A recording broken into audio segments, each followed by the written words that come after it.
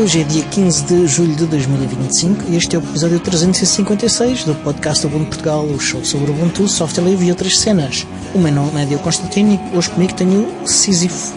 Sísifo. Não tem dois Sísifo, S's.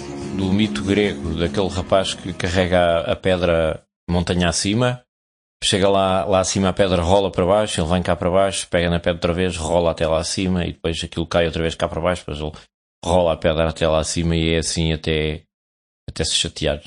Isso é uma metáfora para... É uma metáfora para as engenhocas e para os projetos em que eu me meto, que nunca parece que vão a lado nenhum e eu tenho sempre 1000 projetos a decorrer em simultâneo e depois meto-me em encrencas e depois digo, mas vou fazer isto, vou fazer aquilo e depois acabo com 4 ou 5 projetos em cima da mesa que não acabo.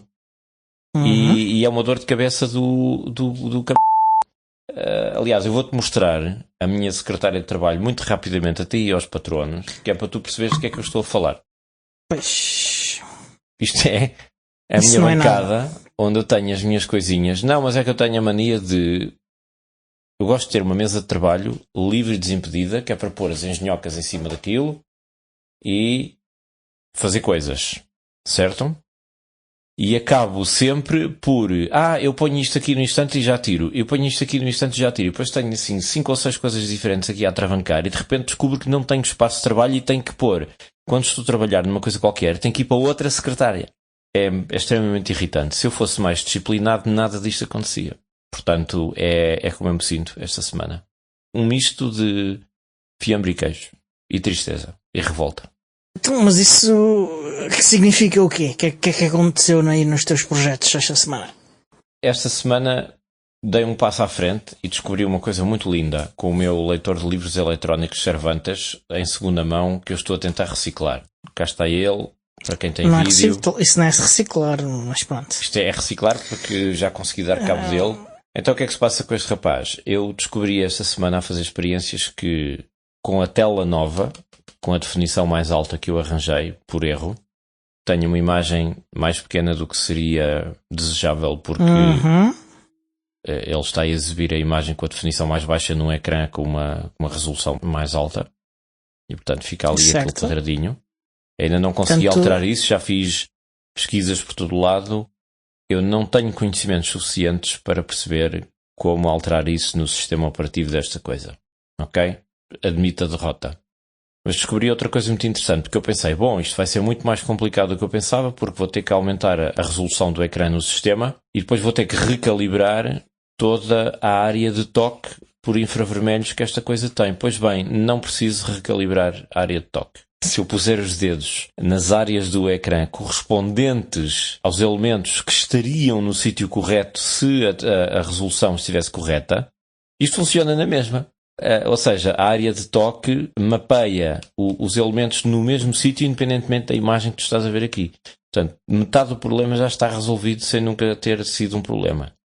Agora falta aumentar a resolução desta tela, que significa mudar ali qualquer coisa no sistema operativo para lhe dizer assim, esta tela não tem 758 por 1024, tem 1400 e não sei quantos por não sei quantos.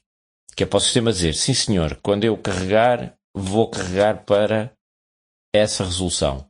Vamos conseguir? Não faço ideia. Não faço ideia. Pronto, vamos esperar, vamos ficar à espera para ver como corre.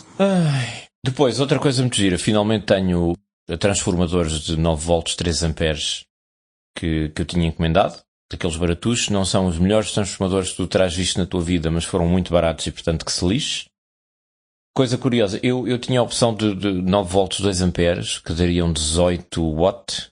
Eu vou ter que alimentar o circuito do rádio que me puxa seguramente 18 watt e ainda a plaquinha de Bluetooth para receber o sinal de áudio. Portanto, vou pôr mais amperes nisto. E acabei por comprar um transformador de 9 volts e 3 amperes, que eu espero que chegue para alimentar o rádio e o circuito de recepção do áudio de Bluetooth. Depois, arranjei uma coisa giríssima, que é esta coisa aqui. Eu não sei se as pessoas conseguem ver, porque a minha câmera é uma treta. O Luís Ribeiro está aqui a dizer 27 watts no chat. Então, 9 vezes 3... caramba, eu sou muito mau a matemática. Ora, 9 fora, nada. Portanto, 27. É só fazer as contas, como dizia o Guterres. Então, 18 mais 9 são 27. Pois é, 27. Epá, que burro.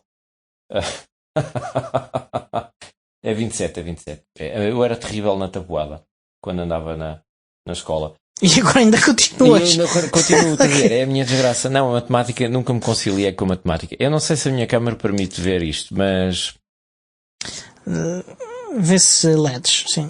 É pena esta câmara ser uma treta. Isto não são LEDs, isto é um mostrador digital de números. Isto é um conversor de voltagem que eu vou aplicar no circuitozinho que eu vou fazer para o rádio. Deste lado entram 12 volts, deste lado sai a voltagem que eu quiser. E como o circuitozinho Bluetooth papa 5 volts 1 ampere, eu vou colocar a alimentação de 9 volts em paralelo e vou distribuir a alimentação para o rádio e para aqui. E este não vai ser a pecinha que eu vou usar, porque isto é um ecrãzinho com números para dar o número de volts que entram. E quando eu carrego aqui dá-me o número de volts que saem.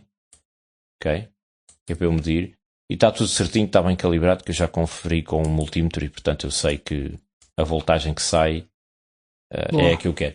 E tenho aqui um botãozinho rotativo e permite-me regular a voltagem, ou seja, eu posso fazer sair a voltagem que entra até o limite superior, até conseguir descer até estão a entrar 19 volts e meio de um lado e o mínimo que eu consigo, por acaso até nem puxei tudo até ao fim, mas está-me a dar 1,5 volt.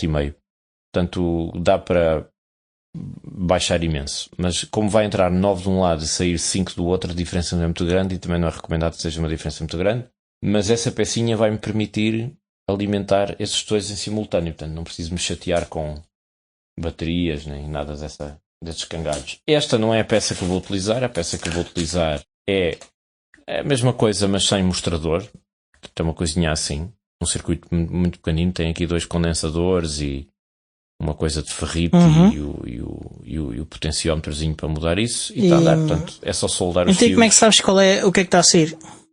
Vou pegar no multímetro e vou medir. Portanto vou soldar aqui os terminais, só tem 4, um negativo e positivo de cada lado, de um lado sei que são 9, do outro na saída meço com o multímetro e quando estiver 5 volts, pronto, é o que eu preciso, está a andar de moto. E depois é só fazer as ligações todas. Será que vai funcionar? Não sei, com a minha sorte, duvido. Mas é assim que estamos. Mais coisas. Eu tenho sido uma semana de muita tensão e de conversão de tensão e de redução de tensão. E a propósito de medir tensão, não é para medir a tensão, mas para medir batimentos cardíacos e a qualidade do sono, senti-me incentivado pela Joana Simões e na mesma leva dos transformadores isso trouxe esta coisa. Que é um anel esperto, que foi estupidamente barato, foram 12 euros. Tem um acelerómetro para medir a atividade física. Tem uma coisa que mede a oxigenação no sangue com contraste luminoso e tem uma coisa que mede também as pulsações cardíacas e depois faz os cálculos, batimentos por minuto, etc, etc. Há até modelos que têm medição de temperatura. Eu não sei se este tem, acho que não tem. Este é o modelo mais barato. E a combinação desses dados até permite fazer inferências sobre a qualidade do sono. Portanto, o movimento físico combinado com as pulsações cardíacas, blá blá blá, e a oxigenação do sangue. Tu podes usar isto durante a noite e ele registra-te o sono. Quantas horas é que dormiste, quanto isso é que foi sono profundo, sono ligeiro, etc, etc. O que para mim é prático. Como o meu é muito grosso, como o meu dedo, onde eu ia colocar isto é muito grosso, e eu não medi bem, provavelmente, o meu dedo, porque isto enche e desinche ao longo do dia. Eu previa colocá-lo neste dedo aqui, só que como eu tenho os nós dos dedos enormes, não sei se os teus dedos são cónicos ou se são cilíndricos. São normais, os dedos são normais. Os meus dedos são um bocado ossudos e, em consequência, os nós dos dedos são mais largos do que o dedo propriamente dito. Então, quando eu tento enfiar esta porcaria no dedo, isto é muito difícil, passa, mas depois aperta-me aqui e é desconfortável. Vou ter que arranjar outro tamanho, porque este claramente é muito estreito para o meu dedo. Tudo isto para dizer o quê? O que é interessante nisto tudo? Esta coisa, como tu já temos referido em semanas anteriores, isto vem com uma aplicação nativa chinesa na qual eu não confio porque precisa de se ligar a um servidor alheio, não sei o quê, eu não quero os meus dados pessoais ligados em servidores alheios. Há uma aplicação que está no F-Droid, que é o Bridge. Gadget Bridge, exatamente. Permite captar os dados desta coisa e armazená-los e fazer esse controle, etc, etc. E funciona bastante bem. A questão é que eu quero pôr essa aplicação a funcionar no Waydroid que está a correr no Ubuntu Touch do meu telefone e até agora não consegui porque o meu Waydroid não consegue ligar ao Bluetooth. Porquê? Não faço ideia. Eu não sei se mais alguém tem esse problema. Ele provavelmente consegue ligar, mas provavelmente tem limitações ao que consegue fazer. Provavelmente para coisas de áudio não é estranho. É mesmo assim. Tem a ver com as capacidades que foram disponibilizadas ao Waydroid, porque o Waydroid está a correr dentro de um container e não tem tudo, não tem acesso a todos os sensores e todos os aspectos de todos os sensores. E parte disso é intencional, outra parte disso é simplesmente porque não foi ainda não foi feito, pronto, e provavelmente não está na intenção dos developers trabalhar muito nisso. Mas é possível usar o Bluetooth no Android? É que eu até agora não consegui. Eu não percebo se é defeito o meu telefone. Não deverá ser. Quer dizer, em teoria pode ser, mas eu já usei o meu com Bluetooth. Eu usei a TinaPod, sim, para ouvir podcasts. Mas tu tens um telefone diferente do meu. Eu tenho o Pixel 3a. Sim. E tu tens um Fairphone. Sim, Fairphone 4, sim. E portanto eu não sei se não terá a ver com chips e camadas de software e não sei o quê. E aquilo não funciona. O meu funciona no teu. Não faço ideia. Em teoria pode ser. Acho pouco provável que seja diferente, porque eu também já tentei com o Gadget Bridge num dos meus outros telemóveis a fazer outras coisas. Por acaso fui para o relógio, para o Pine Time, e também nunca consegui. Tive de recorrer a um telefone Android emprestado só para saber se aquilo estava de facto a funcionar. Okay. Mas entretanto surgiu uma aplicação nativa para o Ubuntu Touch para fazer o que eu queria, portanto deixei de precisar. Para aquele relógio especificamente? Para vários. Sim. Tem vários modelos de relógio. Sim. Este anel esperto é uma coisa de uma marca chamada Call.me, que tem um chip específico que a Joana Simões já referiu e que permite fazer essas ligações todas. Outro episódio, sim. E o mais interessante, para além da captação desses dados todos aqui, é que isto tem um acelerómetro e eu estava a pensar que era fixe desenhar uma aplicação para o Ubuntu Touch ou para o Ubuntu normal, secretária. Sim, nós já aqui falamos disso. Para captar os dados do acelerómetro e usar gestos para controlar coisas no ecrã. Por exemplo, estás a fazer uma apresentação de diapositivos e mexes assim a mão para o lado e aquilo passa para outro dispositivo ou ligas e desligas música. Não faço ideia. Não sei se consegues fazer isso. Acho que isso não é assim tão sofisticado. Acho que não permite distinguir. Sim, acho que não é assim tão sofisticado. Mas eu não sei que acelerómetro que isto tem. Se isto mede os eixos XYZ ou se é uma coisa muito mais básica. Duvido. Eu acho que é demais para ter esse preço. Pois, é provável. Mas era fixe. Metias isto no dedo e tal, fazias gestos com as mãos e o gajo fazia coisas. Tu queres fazer tipo o filme, como é que se chama? O Minority Report? Sim, exatamente. Punhas um em cada dedo e depois. Exatamente. E até podias, se tivesse um anel por cada dedo, ou seja, 10 anéis, tu tinhas um teclado virtual em que... Agora já estou a exagerar, isto não seria possível, é uma estupidez. Mas dá para fazer umas experiências interessantes, detectando a atividade, gerar coisas. Outra coisa muito interessante de se fazer também é usar isto como receptor do Bluetooth, por exemplo, com domótica. E tu tinhas isto no dedo e quando aquilo detectava a atividade ou coisa assim, acionar um aparelho, não faço ideia, qualquer coisa.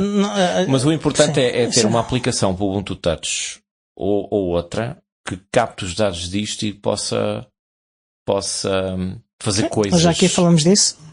Falámos disso, falámos também em fazer um hackathon para desenvolver a aplicação. Entretanto, as coisas estão um bocadinho atrasadas, eu queria fazer em agosto, mas não sei se vai ser possível. Em agosto não sei se vai ter muita gente, por ser agosto. Não é preciso muita gente, só é preciso as pessoas certas. Pronto, mas... Vamos ver. Mas era fixe, era uma coisa cheia de potencial. Mas estás a ver a minha vida de Sísifo, é isto, eu depois... Lembras-te daquele filme animado que era o Up? Em que tens um senhor velhote que vive numa casa que vai viajar com os balões. Eu vi isso, mas não me lembro dos detalhes. Lembras do cão que tem uma coleira eletrónica que faz tradução do cão para comunicar com as pessoas? Isto é para quem viu o filme. O cão está constantemente a ser distraído com esquilos. Ele está a falar com alguém e ouve-se mesmo a voz sintetizada da coleira do cão. E tal, vamos numa aventura, não sei o quê. Depois, esquilo! E é mais ou menos como eu tenho funcionado nos últimos tempos, que tenho aqui 3 projetos à minha frente e não acabei nenhum deles. Eu já estou farto desta ética do esquilo. Eu tenho que me sentar e concentrar numa coisa e estar sossegado e acabar o projeto e depois é que faço outra coisa qualquer. Prender-te à mesa e não te alimentar nem dar nada. Com as algemas e uma senhora vestida de cabedal que me vergasta de cada vez que eu me distraio com alguma coisa e a palavra passe de segurança é banana. Pronto. O Diogo está a fazer que não com a cabeça. Adoro. Muito bom. Então e tu, o que é que tens andado a fazer? Nada. Nada dessas coisas. Não tenho feito nada especial relativamente a isto. Tenho estado a preparar coisas para um evento que vai acontecer. Aliás, para mais do que um evento que vai acontecer. E tirando isso, não me tem sobrado muito tempo. Mas tenho de dizer que enquanto estou a fazer estas coisas, às vezes consigo estar com um outro olho a apontar para o outro lado. E não é esse. Pá, que baixaria, pá, que falta de chá. E basicamente estou ao mesmo tempo que faço as preparações destas coisas todas, estou a ver vídeos no YouTube. E a minha conclusão é que há cada vez mais youtubers a adotar Linux e a fazer vídeos sobre isso. Entre os outros, e provavelmente mais conhecido deles todos é o J2Sense. Depois é a autora do Switch and Click. Mas esta semana vi mais 2 ou 3 youtubers também a fazerem, a experimentarem pelo menos, alguns a transitarem, outros a co-adotarem.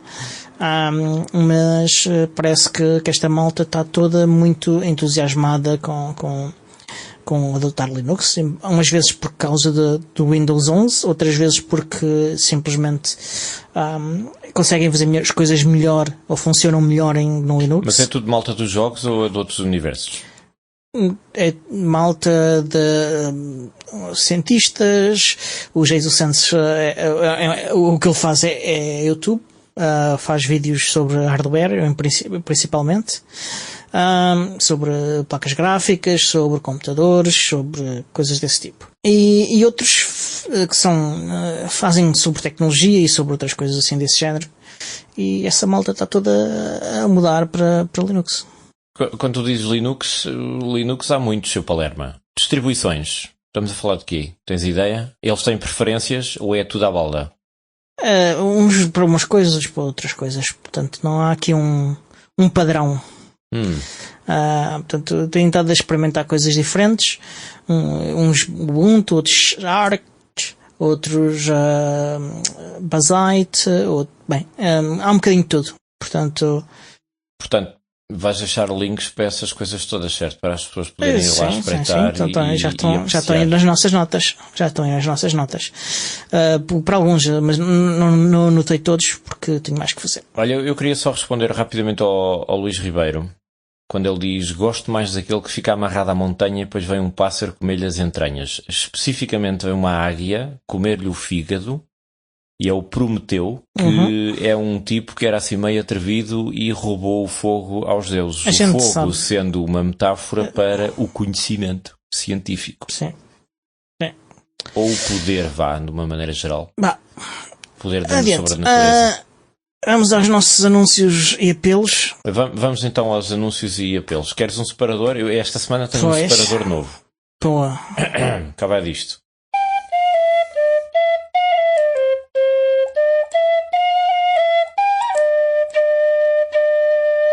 Quem sabe, sabe. Pois, é isso mesmo.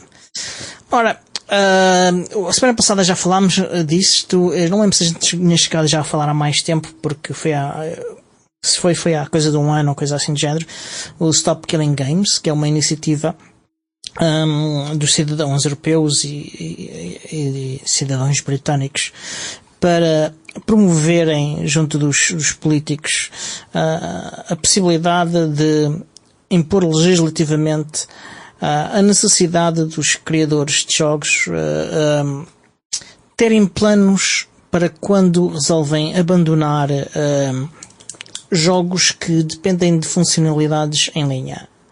Ou seja, jogos que têm que são jogados com múltiplos jogadores, jogos que têm um motor qualquer a disponibilizar algum tipo de função e que está online na internet, e do qual o jogo depende para funcionar ou depende parcialmente.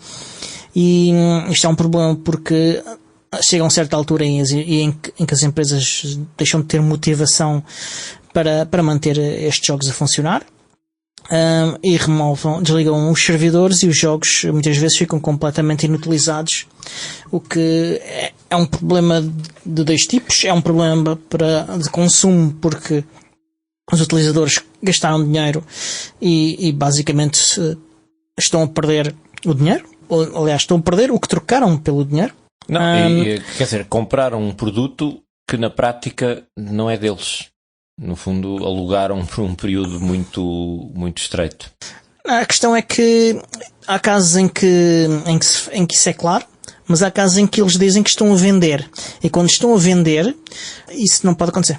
Sim, quer dizer, é a mesma coisa que tu, sei lá, comprares um DVD de um filme ou de um jogo qualquer e vem um tipo à tua casa e leva-te o DVD. Não, mas faz com que o teu leitor de DVDs deixe de funcionar para ler esse DVD. Bem, a ideia é que legislar que os fabricantes de jogos tenham um plano que permitam que o jogo possa continuar a funcionar em alguma forma. Não necessariamente, não tem que ser toda a funcionalidade do jogo, mas que pelo menos tem que ter alguma funcionalidade do jogo, tem que ser possível jogar. E esta iniciativa, sendo uma iniciativa europeia, tem algumas regras que têm que cumprir para poder ser considerada pela Comissão Europeia. Uma é que tem de ultrapassar 1 milhão de assinaturas de cidadãos europeus, e a outra é que há uma percentagem dos cidadãos de cada país que tem que ter assinado, aliás, não é de cada país, é de 7 países, tem que ter assinado a petição. Falámos disso na semana passada. Houve alterações? Exato, alterações. O número global de utilizadores subiu de 1.265.292 para 1.358.038. Porquê é que isto é importante? Porque há uma alta probabilidade de uma parte relevante destas assinaturas não serem válidas por terem erros, por serem assinadas por pessoas que não são cidadãos europeus, ou porque há gente tola e acha que consegue simplesmente meter para lá dados e falsos. Portanto, isto acontece sempre. Há sempre uma certa percentagem que tipicamente é perto dos 20% de assinaturas que é inválida. Portanto, é importante que as pessoas continuem a assinar a petição, apesar de em Portugal já termos ultrapassado os 200% de assinaturas. Aliás, a semana passada tínhamos 200,86 e esta semana temos 202,32%. Estamos muito bem. Os países que estavam atrás e que mencionámos na semana passada, que ainda não estão nos 100%, são Chipre, Luxemburgo e Malta, e estão essencialmente iguais, estão ligeiramente acima.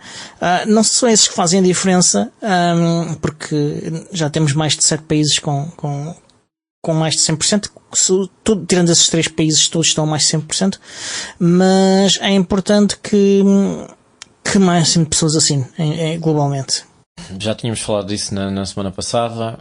São aqueles países que ainda estão um bocadinho, são os chamados empata-fogo, estão ali, enfim, a fazer de escolha. Mas nós estávamos a falar... Peraí, quero voltar aqui atrás, porque reparei que... Não, ainda mais atrás. Falei de ser um problema de direitos do consumidor, mas é também um problema de preservação cultural. E isto é muito mais importante para mim do que os direitos de consumidor, que é a necessidade que eu acho que existe de no futuro se poder fazer investigação, e para isso, para que essa investigação seja feita, é preciso que de facto que a ferramenta esteja a funcionar, que o software esteja a funcionar. E eu acho que isto é mais importante ainda que os direitos do consumidor, sendo que os direitos do consumidor são obviamente importantes. Sim, não, eu concordo absolutamente, e há jogos que já fazem parte da cultura popular, tanto que tu tens expressões populares e referências da cultura popular em relação aos jogos que já fazem parte da vida das pessoas e da nossa época. Não das pessoas normais. Quer dizer, acabam de ser um bocadinho. Já vão não, as pessoas normais ainda não. As pessoas normais ainda não estão lá. Eu não sei o que é que mas os jovens... pessoas normais, mas as pessoas de uma certa geração... Há uma geração inteira de gente que é mais nova do que nós, que já cresceu a jogar jogos chamados jogos de vídeo, jogos informáticos, jogos computarizados, como lhe queiras chamar, desde muito cedo, e continuam enquanto adultos a fazê-lo, e portanto já faz parte da cultura mas isso das pessoas. Apesar de tudo, ainda é um número pequeno de pessoas. A comparar com o número total nos mais jovens, os adolescentes agora, é que estão de facto a adotar uma linguagem que incorpora significativamente esse tipo de coisas. A nossa geração e a geração imediatamente antes ainda não está muito aí, mas as outras gerações mais novas, aí sim. É aí dessas que eu estou a falar. Não estava a falar de nós.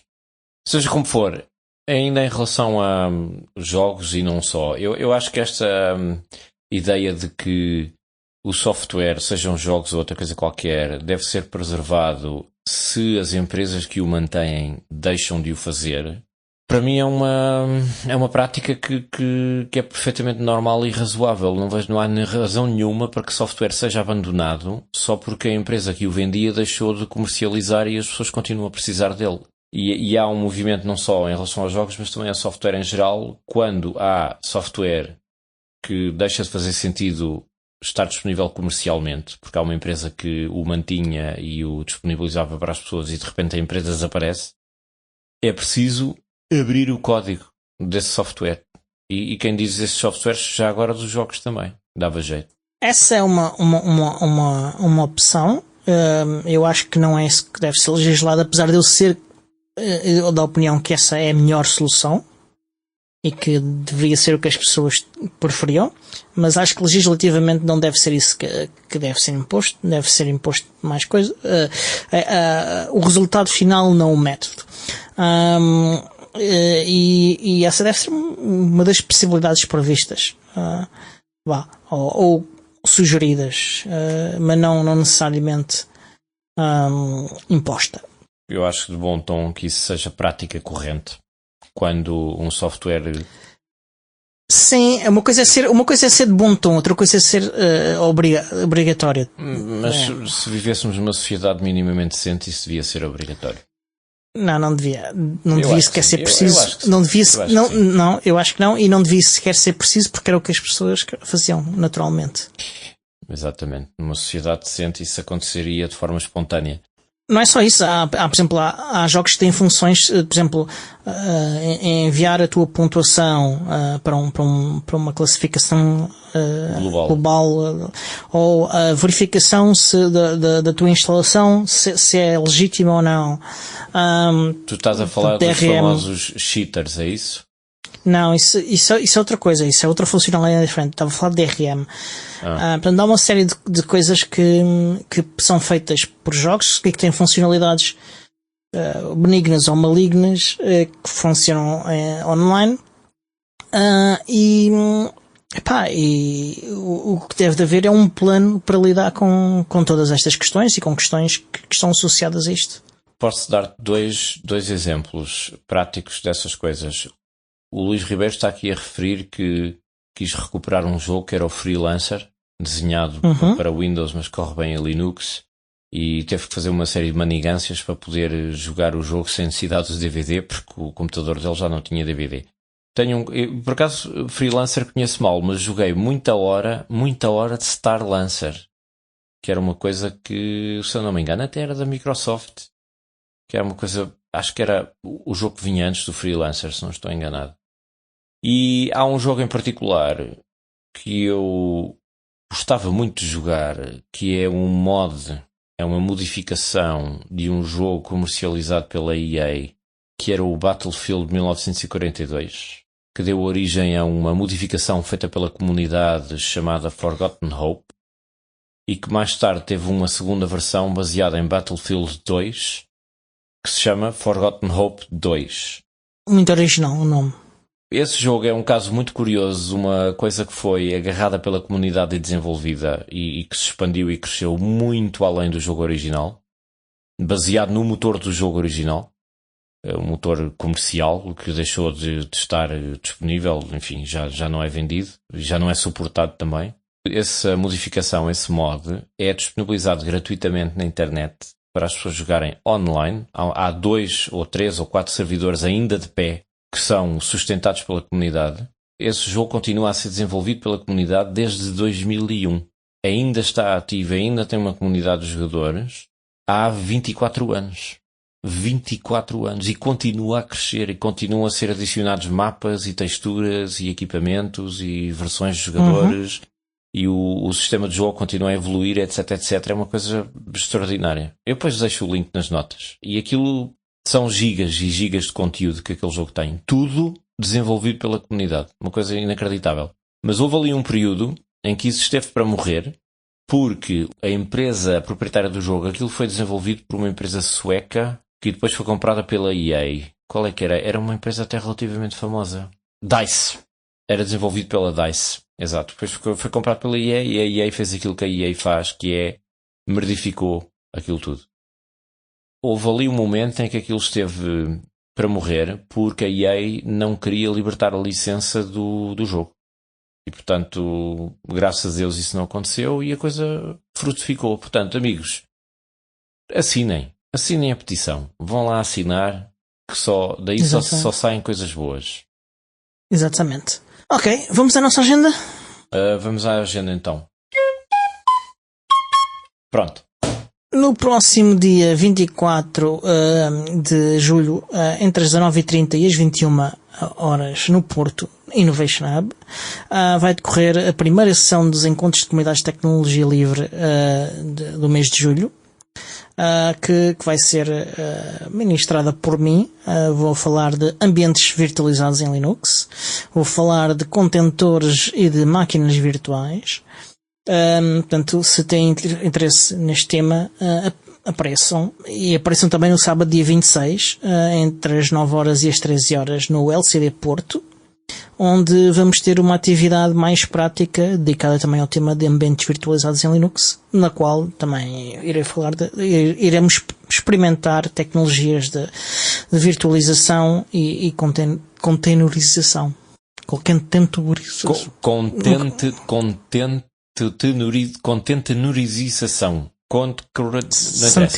Pronto. E pronto, para esta semana é só. É a nossa agenda. É isto? É isto. Foi uma agenda muito curta. Foi. Okay. Temos falado dos outros eventos nas outras semanas todas. Vamos às notícias? Vamos então às notícias Ubuntu Portugal.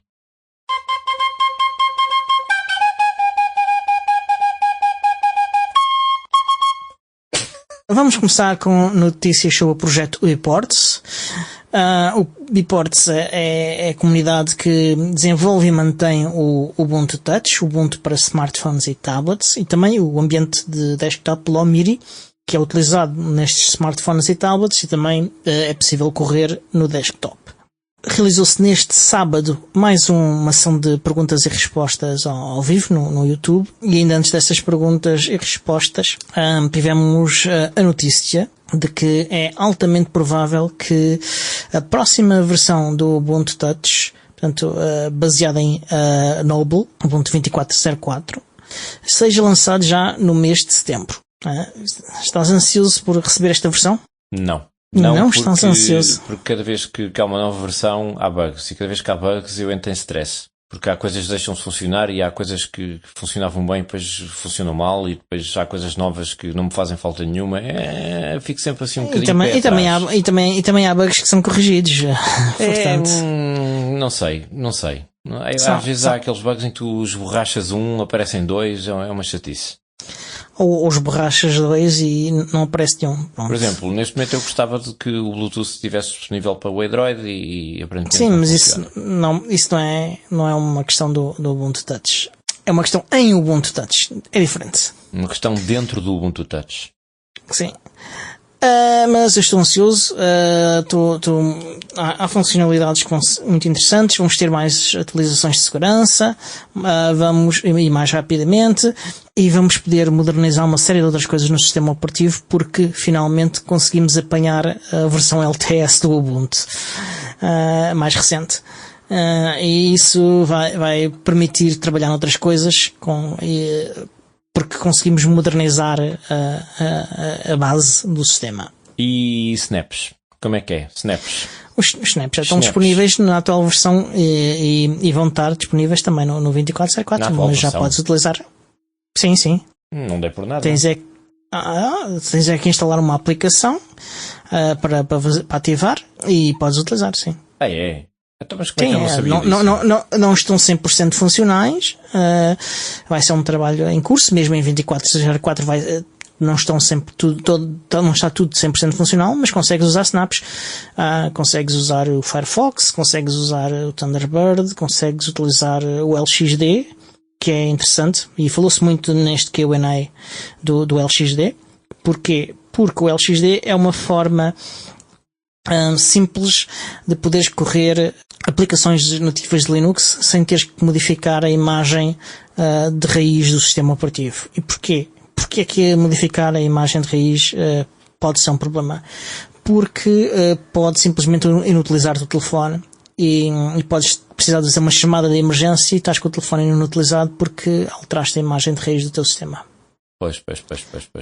E é por isso que foram criados os containers de Libertine, que são, neste momento, são chroots, não são verdadeiramente containers, são chroots. São o quê? Chroots. Chroots? Sim. Santinho. É uma funcionalidade criada inicialmente nos sistemas BSD e que depois foi importada nos sistemas Linux. E isso em português quer dizer o quê? Deixa-me acabar a explicação e eu digo. E que permite o sistema dizer que, para este utilizador, em vez de teres esta raiz do sistema, tens esta raiz diferente. E isto permite que tenhas uma combinação diferente de software no espaço do utilizador. Por exemplo, teres em vez de teres todos os comandos disponíveis, só tens o ls e o cd. Ou tens versões diferentes ou especiais de alguns utilitários, e tudo isso sem conseguires sair dessa raiz e ir para a raiz verdadeira, porque ficas lá contido dentro dentro dessa raiz alternativa. Portanto, isto é a forma como os containers libertinos estão a funcionar agora. Antigamente funcionava também com containers de LXC, mas ao que sei, essa funcionalidade não está a funcionar atualmente. E o LXD, o que ele permite é criar containers de LXC e até máquinas virtuais, em teoria, e consegues com isso instalar os utilitários que tu queres dentro desses contentores ou dentro dessas máquinas virtuais, sem alterar então o teu sistema de raiz. Mas eu pensei que essa coisa dos contentores Libertine tinha sido faseada, tinha sido abandonada pela equipa. Eles iam concentrar mais nos snaps. Não. Os snaps são eventualmente uma possibilidade para fazer isso. Para descontinuar os contentores Libertine, que não estão a ser mantidos ativamente, mas até estarem a funcionar 100%, essa substituição não vai ser feita, creio. Quer dizer então que eu imagino que com snaps a correr como deve ser e a versão mais recente do sistema, vamos poder finalmente usar o telefone em modo secretária, dependendo do hardware compatível. Isso já podes atualmente? Sim, podes, mas tens que andar ali a fazer umas manigâncias. E com uma biblioteca de snaps aberta assim de repente, dá para fazer muito mais coisas. Não tens de fazer manigâncias. É só ligar um cabo ou ligar por sem fios a um monitor e a um teclado e a um rato e funciona. O teu problema não é o problema não é isto funcionar. Isto funciona perfeitamente. O problema que nós temos é a falta de aplicações. Era disso que eu estava a falar. Pronto, mas isso não é uma manigância, não. O que os snaps vão permitir é termos acesso a um arquivo maior de aplicações, quer aos próprios snaps, quer através do LXD todo o arquivo do Ubuntu. Uhum. Ou do Arch, ou do Debian, ou de Fedora, ou do que for. Precisamente. E isso é que aumenta as possibilidades todas. Aliás, ainda a propósito disso, esta semana vi uma notícia qualquer em que a Google dizia que nas próximas versões eles querem fundir o Chrome OS dos computadores com o Android. Sim, isso é uma coisa que eles já têm estado a fazer há muito tempo que andam a fazer isso e que se prevê que eles iam tentar fazer isso. Portanto, não é uma novidade essa tentativa. Eles têm adicionado funcionalidades ao Chrome OS e ao próprio Android, de um lado e do outro, para ir implementando parcialmente essa forma de trabalhar. A própria Apple também tem adicionado funcionalidades deste tipo ao iOS e ao iPadOS. Portanto, aliás, a última versão do iPadOS adicionou bastantes coisas, ou melhorou algumas coisas a esse respeito. E foi apresentado como uma grande coisa que nunca tinha sido feita, mas pronto, isso é o que a gente está à espera dos fãs da Apple. A Apple faz sempre isso, que na última apresentação da Apple que eu vi, eles apresentaram a alternância do desktop em modo claro para escuro, como se fosse assim a última batata frita do pacote. E olhei para aquilo e pensei assim, nós no mundo Linux já tínhamos isso há um porradão de tempo, e eles, agora dá para pôr o desktop em modo escuro. E eu, a sério? Ridículo. Sim. É como a questão, outra funcionalidade que nós já aqui falámos também dos contentores da Apple, que deram um excelente nome de contentores. Uou! Bro! Não estavas a ver esta VIPA, não? Uou! Pronto, e que tem problemas de segurança e... aquilo é interessante, mas é reinventar a roda, reinventar a roda, principalmente para lixar o Docker, a empresa Docker, não o software, pronto. Enfim, entretanto, não sei se já experimentaste, mas eu já andei a experimentar o Ubidius. Já experimentaste? Não, por acaso instalei. Esqueci-me completamente. Tu deste uma dica, eu instalei e depois acabei por não experimentar. Pronto, e o que é o Ubidius? É uma web app não oficial para o Invidius. Uhum. Queres explicar às pessoas o que é o Invidius? Já aqui falámos, mas podes refrescar as pessoas. O Invidius é um serviço de internet que, explicado de maneira mais simplória possível, puxa conteúdo de vídeo do YouTube e o embrulha numa janela diferente para vocês verem os vídeos e fugindo um bocadinho à interface do YouTube e à tralha toda que vem associada com a interface do YouTube, nomeadamente o rastreio dos vossos hábitos de visionamento, a introdução de publicidade ali a meio, anúncios, rastreadores de toda a espécie e feitio. Também adiciona funcionalidades que o YouTube retirou. Eu uso muito, eu já disse muito, um cliente de InVideos que é o FreeTube, que é uma aplicação que está disponível também para o Ubuntu e outras plataformas. Não está disponível para o Ubuntu Touch porque, não sei, porque é assim, é um atraso de vida, mas é uma aplicação que vocês vão ao site deles e dá para descarregar para Windows, Mac, Linux, em várias plataformas e arquiteturas, e é espetacular. É espetacular. Eu já disse que era espetacular, é espetacular. Eu recomendo isto a toda a gente. E as pessoas, eu vejo no navegador. Man, não faças isso. Porque é uma aplicação que, como está focada só no vídeo que tu vais ver, poupa-te imensos recursos no computador para começar. É muito mais leve do que ver aquilo no navegador de internet, que é uma ferramenta especializada. E depois permite fazer imensas coisas, como por exemplo, subscrever canais do YouTube sem necessidade de ter uma conta. Crias um perfil com um nome, mas não precisas meter lá e-mail nem nada. E depois podes subscrever canais e receber as atualizações. Podes mudar as cores do interface para ser claro ou escuro, ou azul ou laranja, ou seja lá o que tu quiseres. Até podes descarregar vídeo e áudio dos vídeos que estás a ver. Podes agrupar aquilo em listas de leituras. Podes, e isto para mim é muito importante, podes exportar os teus favoritos e as tuas listas para vários ficheiros de base de dados e não só, JSON e DB e o raio que parta, para depois importar noutros leitores ou noutros clientes.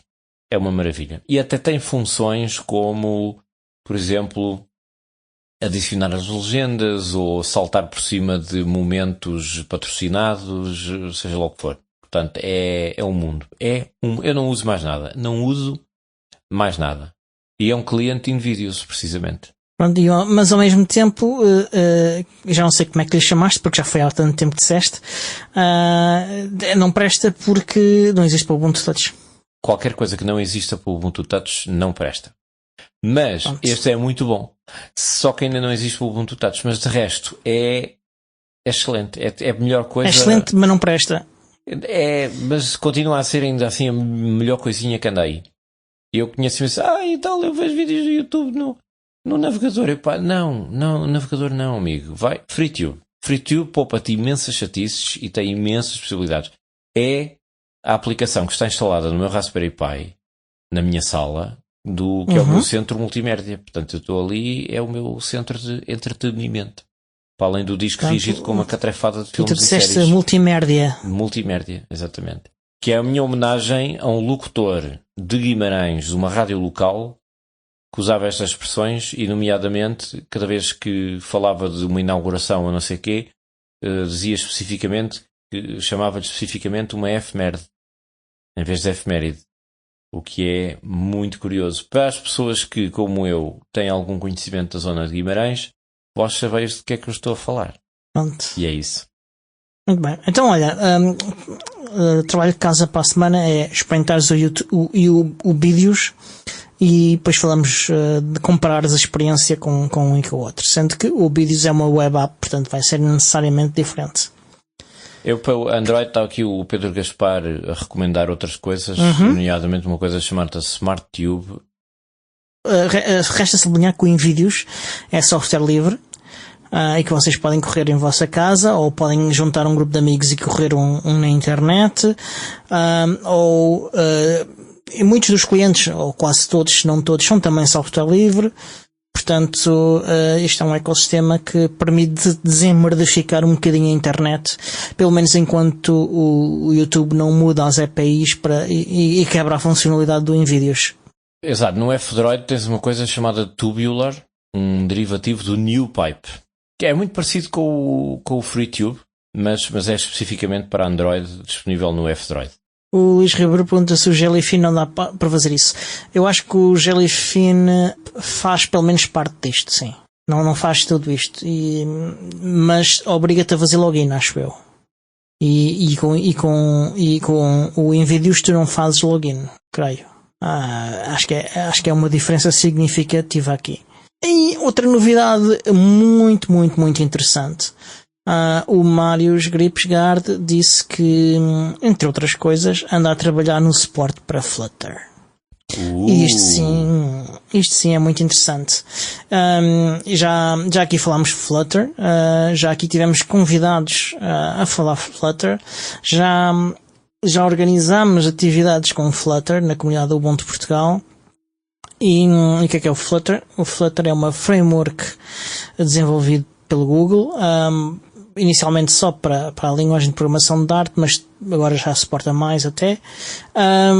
E o que ela faz é desenvolver aplicações nativas, compatíveis com todas ou a maioria das plataformas, Windows, Mac, Linux, iOS, Android, e permite que o mesmo código vá em teoria recompilado, vá funcionar em diferentes sistemas e com uma grande performance. E isto é fixe porquê? Porque isto, em teoria, é o futuro do Android. E isto, há muitos developers a usar Flutter, e ter suporte para aplicações em Flutter iria também revolucionar a quantidade de software que está disponível para o Ubuntu Touch. Ou seja, na prática isso abre as portas para que haja aplicações que agora só funcionam em Android possam estar, por exemplo, ou iOS. Ou iOS, caso os developers desenvolvessem essas aplicações como software livre. Sim. Esse para iOS eu não alimento muitas esperanças, porque é um ecossistema que tem as suas idiosincrasias. Sim, mas utilizar o Flutter permite ultrapassar uma boa parte dessas coisas. Esperemos. Não ultrapassa tudo, mas ultrapassa boa parte e permite criar uma base para a qual eles podem fazer, se desenharem bem as aplicações que são verdadeiramente multiplataforma. Era muito bom para reforçar a adoção do Ubuntu Touch, termos mais oferta de aplicações, sobretudo aquelas oriundas do meio Android, porque isso permitiria às pessoas normais, entre aspas, não iria tão longe. Aquelas aplicações que elas dizem precisar para poder usar outros sistemas operativos, etc. Por outro lado, não concordo contigo, porque as aplicações que as pessoas dizem isso são aplicações que normalmente dependem de serviços do Google, que não funcionam se não tiveres em dispositivos certificados pelo Google. Tínhamos esquecido desse pequeníssimo detalhe. Pois, desmancha prazeres. Mas aplicações de software livre que funcionam e que são espetaculares. Um exemplo, o Fluffy Chat, que é um dos melhores clientes de Matrix que existe, e que foi feito inicialmente para o Ubuntu Touch nativamente e depois reimplementado e desenvolvido em exclusivo em Flutter para Android e iOS. Pois. Esse escapou-nos. Pronto, é um exemplo de coisas. E depois há outras aplicações e seria muito fixe. Pelo menos tornaria muito mais fácil desenvolver aplicações para o Ubuntu Touch. O Pedro Gaspar está aqui a dizer uma coisa com a qual eu concordo a 200%. Ele diz, está a espreitar FreeTube, etc, etc. E ele diz, é possível que daqui a 20 anos vamos olhar para trás e perceber o quão estúpido é ter os thumbnails de boca aberta. Eu acho que ele se refere àquelas miniaturas dos vídeos do YouTube em que tu tens aqueles idiotas todos de boca aberta e olhos arregalados com expressões estúpidas para tentar captar a atenção de miúdos com 5 ou 6 anos.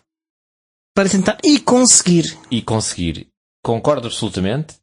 É uma tendência que é só, como é que se diz, estúpida, irrita-me profundamente e às vezes é a coisa que me dissuade imediatamente de ver um vídeo. É ver uma cara a fazer a careta e eu digo, não vou ver só para te chatear. E por acaso ainda esta semana foi publicado um vídeo num canal qualquer de um canadiano que goza precisamente com isso. Ele chama-lhe isso a beastificação dos vídeos do YouTube. Que é toda a gente imitar o MrBeast com aquela cara de saloio que ele tem. Sim, a questão é que aquilo funciona e eles fazem dinheiro. Pois, mas é porque o algoritmo está completamente distorcido por... São escolhas. E é por isso que eu gosto também do FreeTube, porque o FreeTube liberta-me um bocadinho dos algoritmos da Google no YouTube. E eu escolho aquilo que quero ver, subscrevo os canaizinhos todos, tenho a minha seleção de canais. Tu, se quiseres, vais também, escolhes o país e depois vais para as secções em destaque e não sei o quê, mas eu geralmente evito isso. Sou fiel seguidor de meia dúzia de canais que eu gosto. E podes utilizar diferentes instâncias de Invídeos? Exatamente. Aliás, é frequente que o Invídeos de vez em quando venha abaixo e te diga que não consegue capturar o determinado vídeo porque a instância não está a funcionar como deve ser, mas vais às definições, mudas a instância e aquilo geralmente resolve. De vez em quando o FreeTube e o Invídeos também têm problemas de acesso ao YouTube, porque o YouTube está sempre a fazer o jogo do gato e do rato, a tentar bloquear esse tipo de coisas. E não só. E é possível que às vezes o serviço esteja em baixo durante 1 ou 2 dias, mas depois volta. E também podem simplesmente fazer modificações. É que assim, a forma como o Invídeos está a utilizar o YouTube não é uma forma que o YouTube suporte. Portanto, o Invídeos é basicamente um hack. Isto significa que o YouTube pode fazer modificações sem sequer ter a intenção de quebrar o Invídeos, que quebram o Invídeos. É um risco, pronto. Sim. Olha, eu tenho uma pergunta. Como é que tu descobres instâncias de Invídeos? Ele no próprio FreeTube, quando vais às definições do sistema, em que tens a escolha de mudar de instância, ele tem um link para uma página com uma lista de instâncias disponíveis. E tens uma lista das instâncias com latências, número máximo de ligações, blá blá blá. E além disso, no FreeTube, se tu apagares a instância por omissão que tu tens nas definições e fechares o YouTube e voltares a abrir, ele escolhe outra aleatoriamente e às vezes basta só abrir e fechar e ele vai lá sempre buscar uma instância diferente. Portanto, é conforme. Ok, fixe. Pronto. E depois desta festa do humor ao Invídeos, resta só dizer que este show é produzido por mim, Diogo Constantino, pelo Miguel, pelo Tiago Carronde, e é editado pelo Alexandre Carpiço, o Senhor Podcast. E até para a semana. Tchau.